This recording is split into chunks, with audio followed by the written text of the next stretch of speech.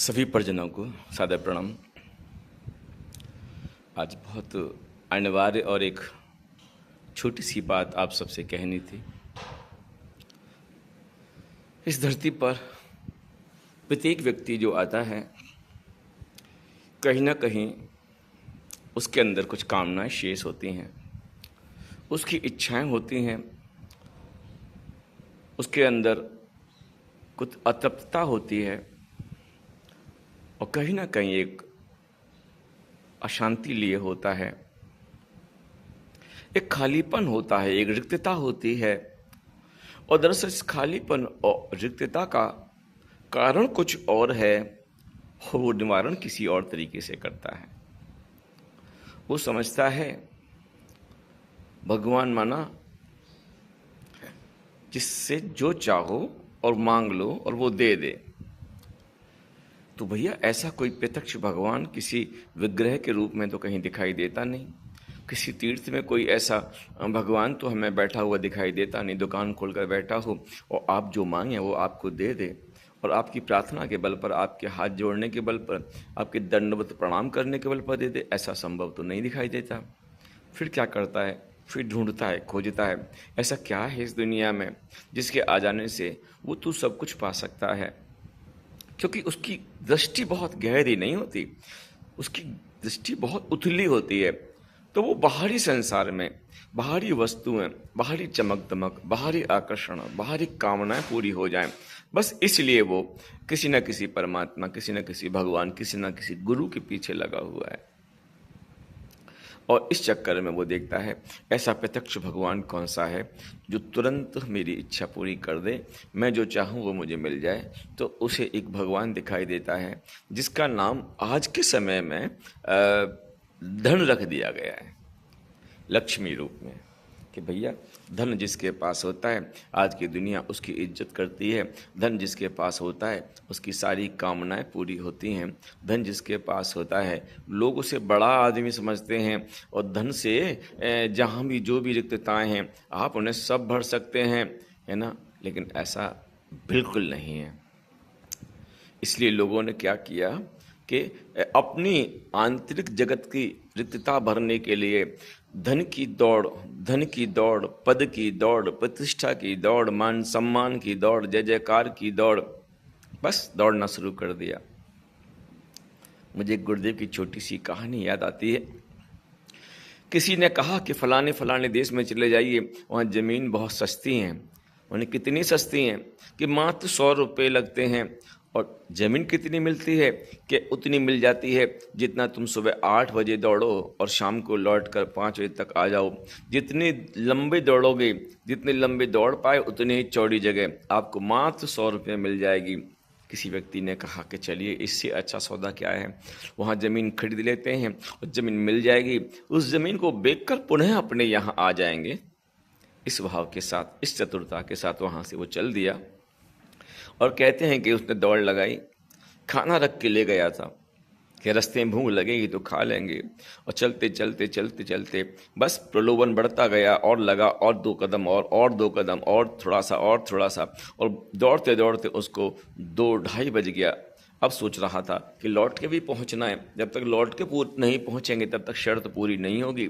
और वहाँ खाना, उन्हें कि ना खाने को तो बाद में खा लेंगे, एक दिन भूखा ही सही।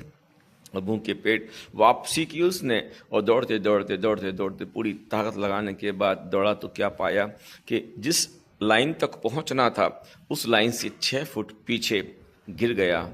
गिरने के बाद मरणासन पर पहुंच गया।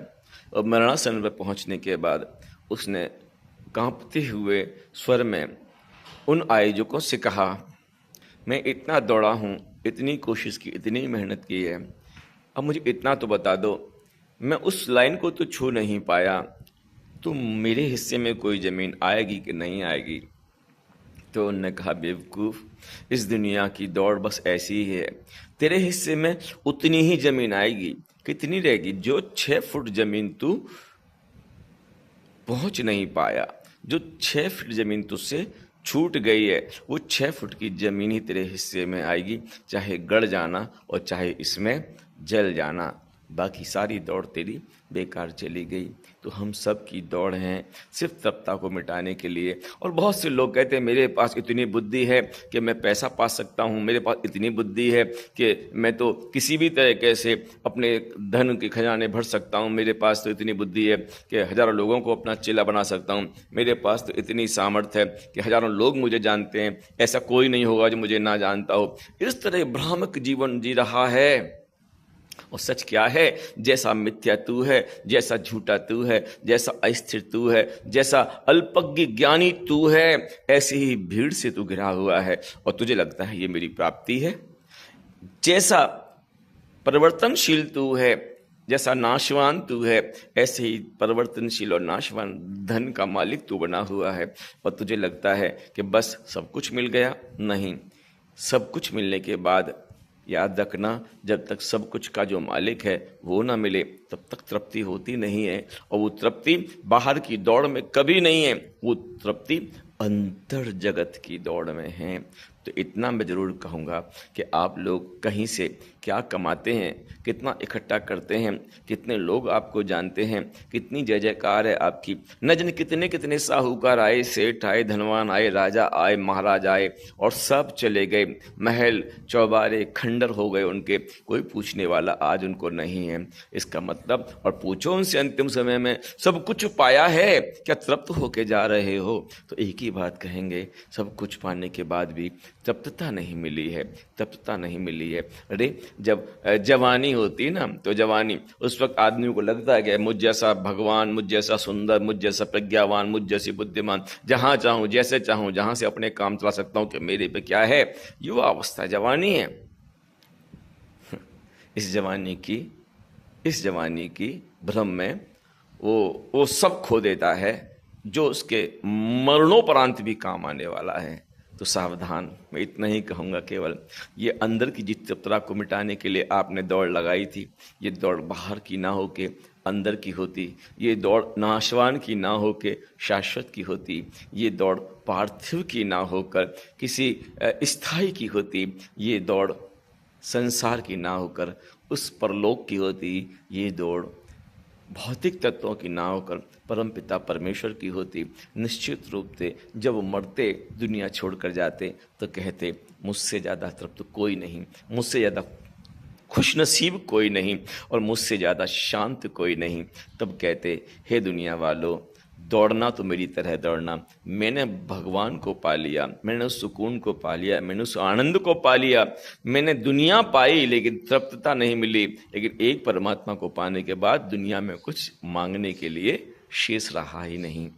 ऐसी चीज़ मैंने प्राप्त कर ली और वो चीज़ मेरे गुरुदेव हैं, वह चीज़ मेरी माँ गायत्री हैं, वह चीज़ परमपिता परमेश्वर है। बस याद रखना, एक बार अवलोकन जरूर करना, जिस रास्ते पे तुम चल रहे हो ये रास्ता बहुत लंबे समय तक तुम्हारा साथ देने वाला नहीं है। और जिस परमात्मा के रास्ते पर चलने के लिए तुमसे कहा जाए, तुम कहते हो मेरे पास समय नहीं है इन चीज़ों के लिए।